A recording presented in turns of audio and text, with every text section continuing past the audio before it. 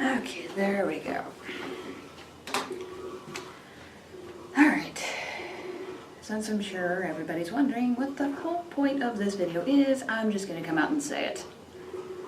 I'm asexual, aromantic, third gender. It's kind of a mixed bag. Now, this isn't necessarily just some coming out thing, you know, like, oh no, I'm going to tell the world what I am and they'll finally accept me, blah, blah, blah, blah. Because let's face it, that's not the way the world works. Not everybody is going to accept something or someone as unusual as me. The point of this video is to actually give information on these things so people are more likely to get it.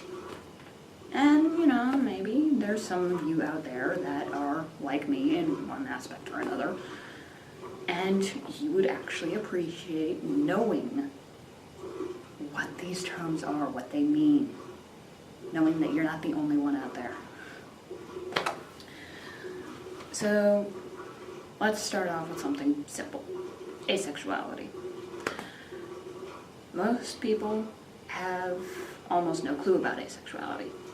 Those that do, a lot of them think, okay, yeah, asexuals, they're just not gonna do sex. There's not much difference from being chaste, from chastity, from doing it for religious reasons, blah, blah, blah, blah, blah, blah, blah, blah. No. Loot. An asexual person is someone who is not sexually attracted to anyone. Anyone. It doesn't mean that they're not romantically attracted to people, because they can be, you know.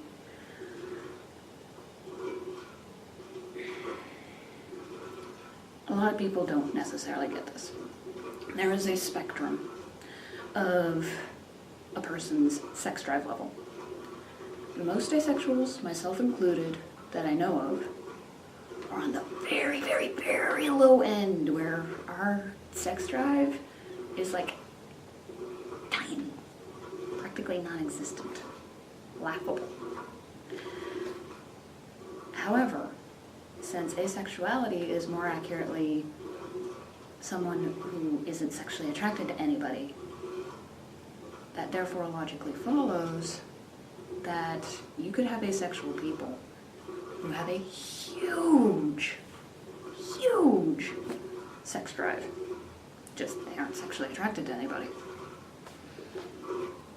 And as I said, everybody knows that there is a varying level of sex drive in anybody, whether straight, gay, bi, whatever. You're not going to find everybody with exactly the same sex drive, no matter what sexuality you are. A lot of people mistake asexuality also with aromantic, meaning, oh, if you're not sexually attracted to somebody, you can't be romantically involved with somebody. And that's just kind of ridiculous. It really is.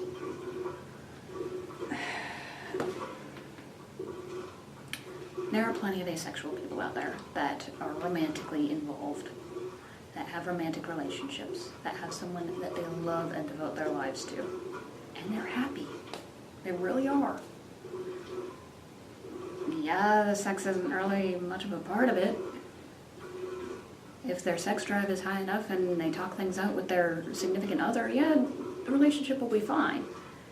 You get an asexual person who is romantically attracted to somebody and they're not necessarily comfortable with the idea of sex. You know, if they force themselves to it, yeah, there's the potential of them traumatizing themselves, which is actually kind of sad. But with aromantic people, just going from my perspective, I'm not an authority on aromanticism anyway. My thought is that aromantic is kind of tied to being asexual. I mean, you can be asexual without being aromantic, but aromantic just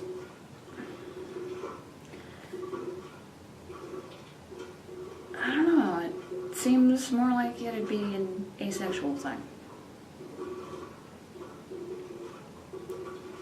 I mean, yeah, and if you're not sexually attracted to somebody, okay, yeah, whatever. You know, work your stuff out with your significant other if you're romantically attracted to them. No big deal. If you're aromantic and you're involved in a relationship, though, that could cause some serious trouble. Because, let's face it, if an aromantic person is with somebody and they're being very sexually involved, aromantic kind of connotates, at least to me, that no romanticism there, no romantic attraction, so it's pretty much more of a fling kind of thing. I mean, I don't want to be judgmental here. I don't want to come off as judgmental, but an aromantic person who isn't asexual, I think most people would label as a flat-out jerk.